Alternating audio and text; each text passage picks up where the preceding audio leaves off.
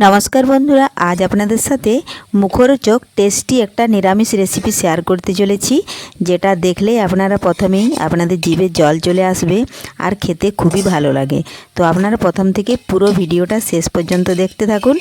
भिडियोटी भालो लागले एकटा लाइक दिए पाशे थाकुन और बंधुदेर साथे शेयर करे दिन। चलुन ताहले शुरू करी। आजके बानाबो खसला भाजा। तो तार जन्य देखुन बंधुरा आमी खसला किन्तु भालोभाबे धुए निয়েছি। एर खोसाटा तुले निয়েছি पाथर दिए घषे मेझेते तुले निয়েছি, दिए सेटा कुला दिए पाछुड़िए खोसाटा उड़े गेছে। আর জলে ভিজিয়ে রেখেছিলাম কারণ বালি পাথর থাকলে নিচে পড়ে যাবে। সেগুলো আবার ছাঁকনি দিয়ে ছেঁকে আর এই দেখুন শিলপাটায় আমি বেটে নিচ্ছি। আর প্রথম থেকে যদি পুরো ভিডিওটা দেখা যায় তাহলে ভিডিওটা কিন্তু অনেকটাই বড় হয়ে যেত। তো আপনারা যদি এই খসলা পরিষ্কার করাটা দেখতে চান তাহলে কমেন্ট করে অবশ্যই জানাবেন।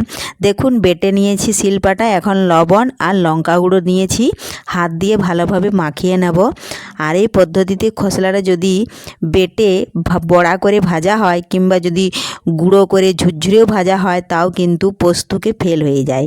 তো দেখুন নিরামিষ দিনে এখন কিন্তু অনেকেই পোস্তুর দাম যখন অনেকেই হয়ে থাকে, সব দিন কিন্তু কেনার সামর্থ্য অনেকেরই থাকে না, তখন এই পদ্ধতিতে খসলাটা যদি ভেজে নেওয়া হয় নিরামিষ দিনে খেতে কিন্তু অসাধারণ হয় এবং দুপুরের এক থালা ভাত খাওয়ার কোনো আর চিন্তাই থাকবে না। তো দেখুন তার জন্য আমি কড়াইয়ের মধ্যে গ্যাস ধরিয়ে বসিয়েছিলাম, পরিমাণ মতো সাদা তেল দিয়েছি। আমি এখানে সাদা তেলে ভাজছি, আপনারা পারলে সরষের তেলেও ভাজতে পারেন। এই দেখুন সাদা তেল ভালোভাবে গরম করে নিচ্ছি।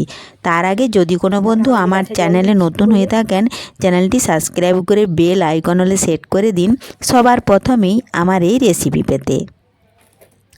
তেল ভালোভাবে বন্ধুরা গরম হয়ে গেছে, এখন আমি আঁচটা কমিয়ে দেব, কারণ খুব একটা হাই আঁচ দিলে পুড়ে যেতে পারে।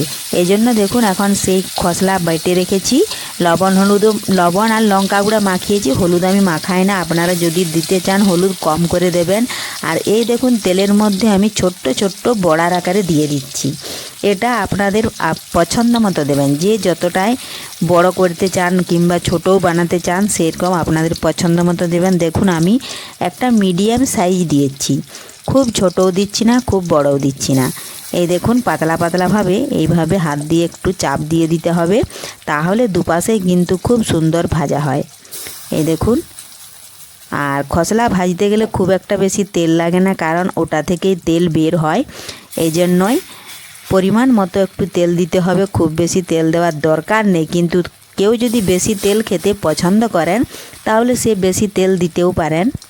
তো দেখুন আমি সমস্ত খসলার বড়াগুলো দিয়ে দিয়েছিলাম, এখন এক এক করে উল্টে নেব, কারণ এক পাশটা হয়ে গেছে। আর গ্যাসের আঁচ কিন্তু একই রকমভাবে রাখতে হবে, খুব বেশি রাখা যাবে না, কম হাইয়ে রাখতে হবে। এই দেখুন এক এক করে উল্টে নিচ্ছি, কারণ বেশি যদি হাই দেওয়া হয় গ্যাসের ফ্লেমটা তাহলে কিন্তু তলার দিকটা অনেকটাই পুড়ে কালো হয়ে যাবে, এতে কিন্তু খেতে অতটা স্বাদ হবে না। আর এটা কিন্তু সম্পূর্ণ নিরামিষভাবে আপনারা দেখলেন আমি বাটলাম, খালি লবণ আর সামান্য পরিমাণে একটু লঙ্কার গুঁড়ো দিয়েছি। ঝালটা আপনারা আপনাদের পছন্দ মতো দেবেন, যে যতটাই ঝাল খেতে চান সে ততটাই ঝাল দেবেন। আর নিরামিষ দিনে তো একটু ঝাল ঝাল ভালোই লাগে খেতে।